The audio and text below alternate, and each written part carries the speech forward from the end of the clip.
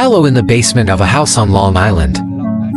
The United States has an iron barrel that weighs hundreds of kilograms. The house containing the iron has passed through the hands of many owners, but it's been 35 years. The iron cask has never been opened. Finally, on a beautiful day, a man out of curiosity. So I opened the R's box to find out. Just like that, a horrifying secret hidden in 35 appeared. The story happened in 1999. Location is in New York, United States. New York State is located in the northeastern part of the United States. It is one of the states. It's the fastest growing economy in the United States. And today's story takes place on Long Island. Long Island is an island in southeastern New York, United States in Nassau County. Long Island has a homeowner named Cohen, who has lived in the town for 9 years.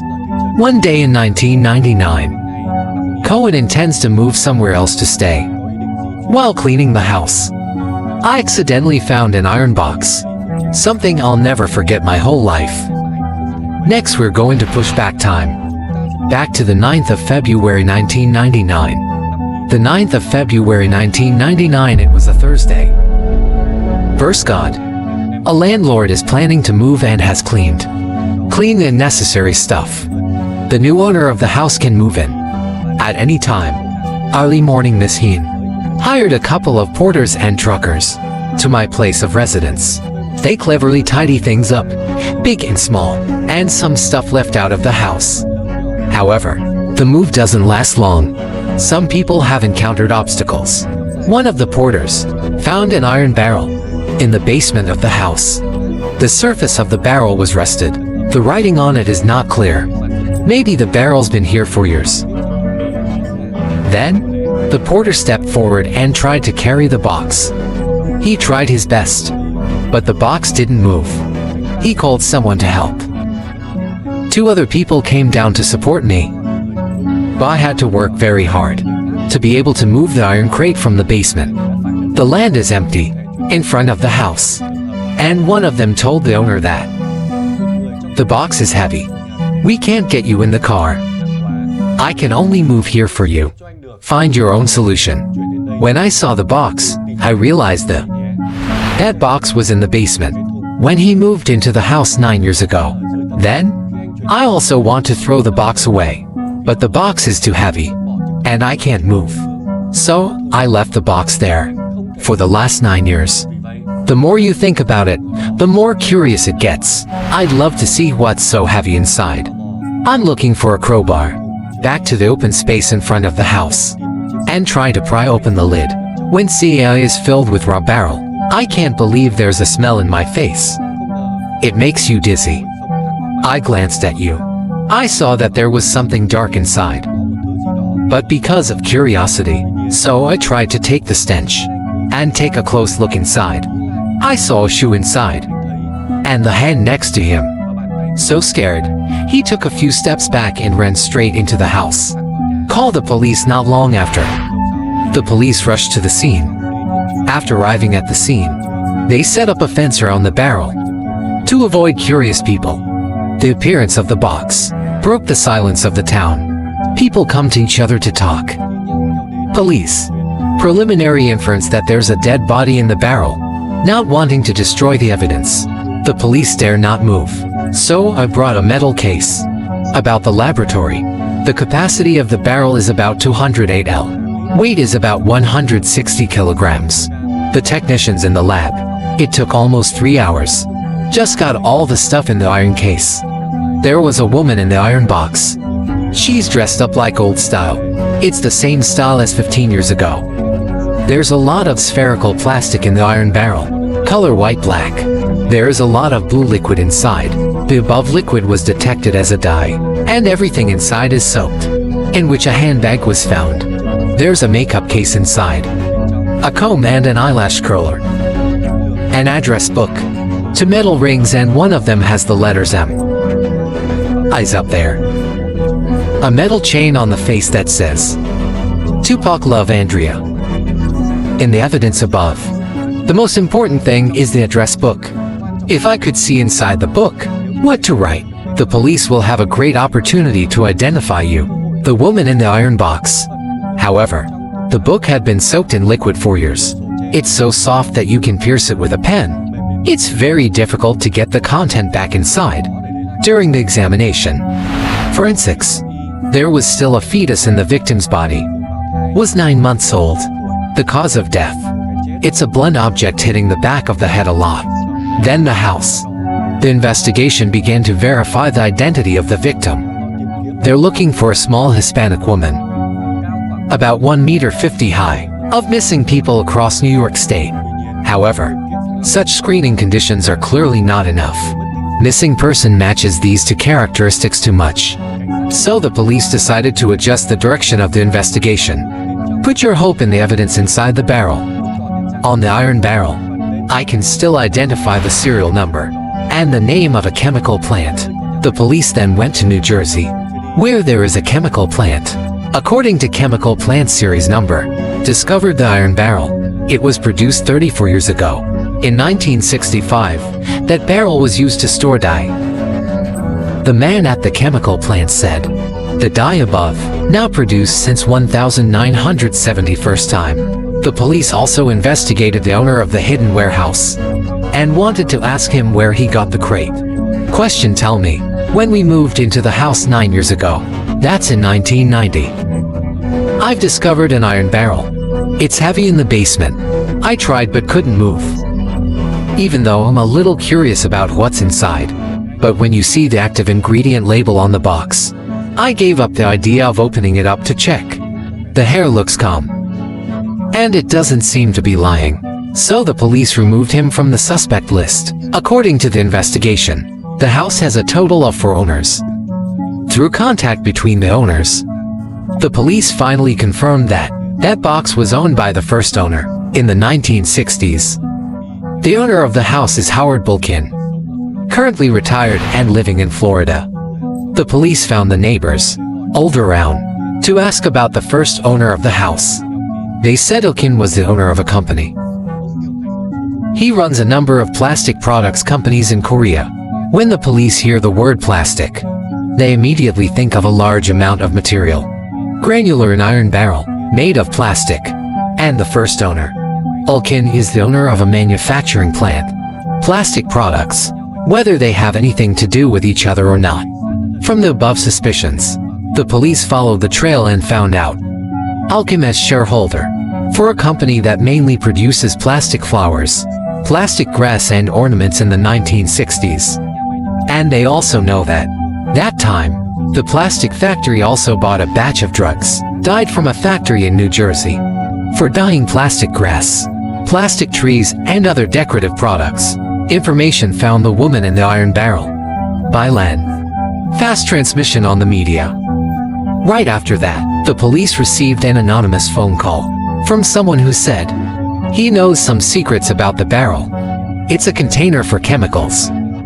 I don't know who's inside the box, as he knew a man named Bulkin is a shareholder of a plastic plant and having an affair with a woman at a plastic plant in the 1960s. Coincidentally, this is the subject that the police are investigating. So, they've strengthened the trust of the police. Based on the available evidence, the police decided to go to Bulkin to investigate. Bulkin was 70 years old and retired. You don't live in New York anymore. They moved to Florida for a long time. When you see the police, you don't cooperate, but still reluctantly invited the police into the house. The police officer showed him a picture and asked him, previously in his factory, have you ever used a dye-can like this? He replied, my factory has never used iron barrels. So the police continued, he never used blue dye. In your factory or not? Bulkin replied that his factory never used the dye. They don't need chemicals. We all know that before we met Bulkin. The police did a very thorough investigation about your company, but your answer, it's the exact opposite of the results of the investigation of the police. Clearly Bulkin is lying. The more he denies it, the more the police feel that you're the one they're looking for. The police said he had an affair. Beyond the police's expectations. Bulkin, I admit that I have a relationship outside of marriage. But he said it was just a relationship over 35 years ago. Because it's been too long, he even forgot the shape of the enemy. And then the police pulled out a package of DNA samples. What's remarkable is that at the time, DNA testing technology has evolved. The technology above helped. Very useful for criminal investigation. If we could get Elkin's DNA, then you can know. The woman's fetus in the barrel. It belongs to Elkin. Or not, so the police asked Elkin. You can give it to us. Can I have your DNA sample? Elkin finished the question. Feel. The police make such a request is unreasonable. I asked the police to leave the house. In the laboratory, the recovery of evidence in the crate, it's still in progress. After working hard, the technical staff of the crime lab has successfully recovered part of the information. In the phone book, they found out that the second line of one of the pages clearly says Mr. The Elkin behind the name has an address and a phone number, but can't be contacted. Out. On another page of the address book there's a name, Kathy Andrade, and the phone number below. The police tried to contact, and fortunately, they met the owner of Kathy's phone number. The police described, let's start the story and tell Kathy. After listening, she immediately points out the pregnant woman in the barrel. It's the zombies. She said Reina came from El Salvador over 35 years ago. She's an English teacher at a language school, and Reina's a student in her English class. Because you're the same age, you're very close. 1966 26-year-old teen arrives alone in New York from El Salvador. She rented a local apartment and live alone there. It doesn't take long, so you can get a job at a company. Plastic Flowers in Manhattan. Reina has a great personality, and she's always asking her parents back home when making any decision. She loves New York and dreams of one day become a citizen of the United States. Kathy said, before she disappeared, Reina told her that, I was pregnant. It doesn't reveal who the baby's father is. You only know the man is married and has 3 children. Kathy asked Reina if that person would marry her. Reina replied that of course.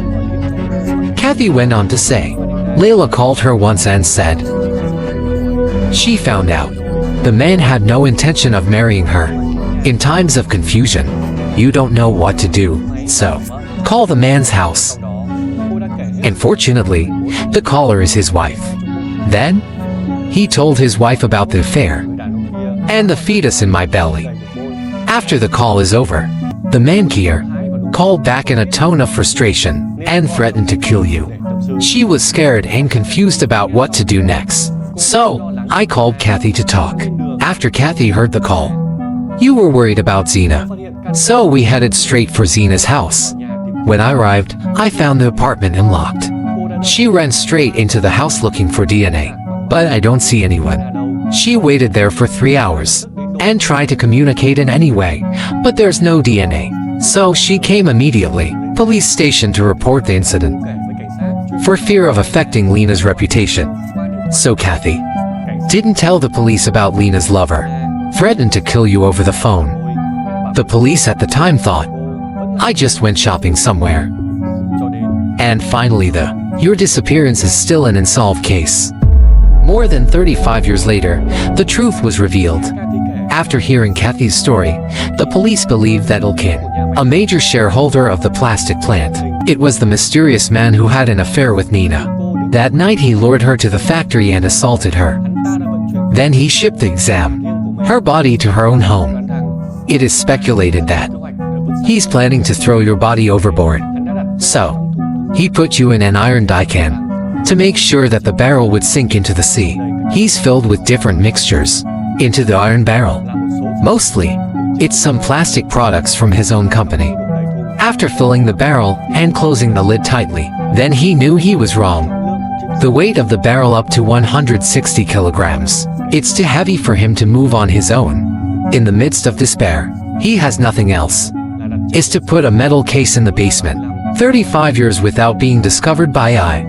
If you don't ask the fourth host, it's a miracle. Curious to argue with the iron barrel row.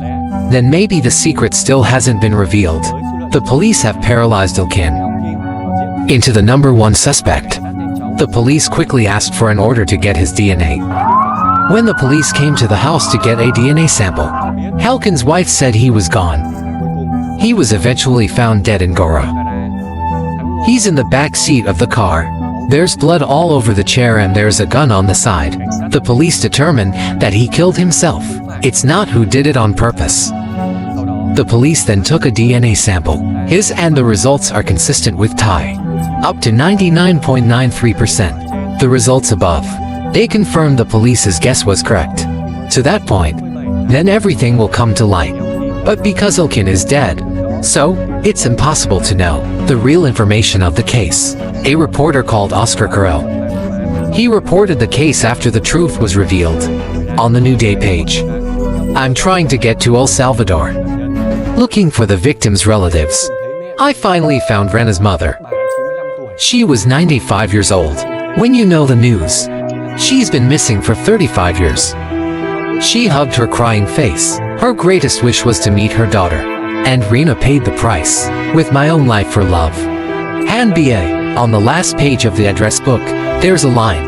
It's probably written by Tana herself for Helkin. The words reveal her helplessness and despair. Don't be mad at me for telling the truth. See you in the next videos.